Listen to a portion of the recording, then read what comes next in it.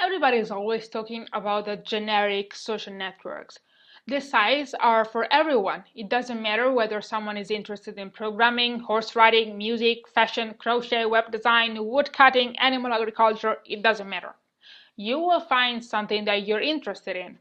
This means that for you as an entrepreneur and marketer, you are hoping to find customers in a very large pool. Let's say that you're looking for many small fishes in a very large pond.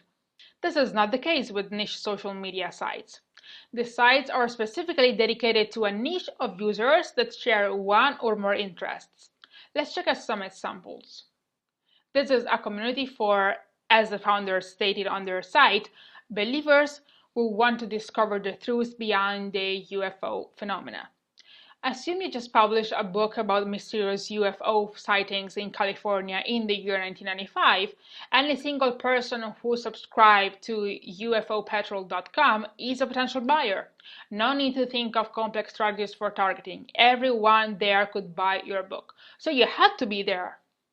As you can see, this is a gathering place for all people loving the gothic industrial culture.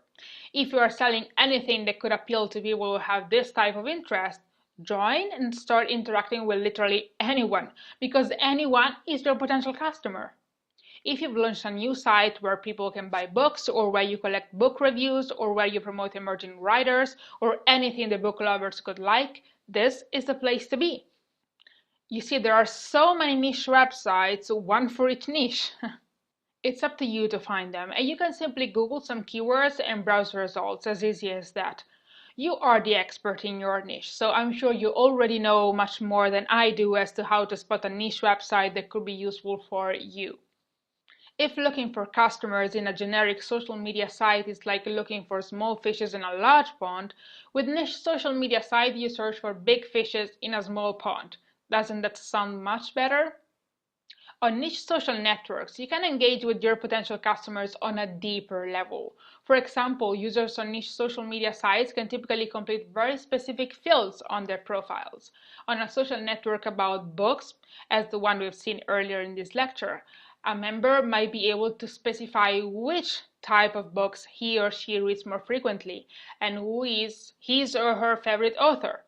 So let's assume you want to sell a book about a story set in the Victorian age. You would just have to look for people whose favorite author is Dickens. And you have an incredibly high chance that those people will be interested in what you have to say and sell.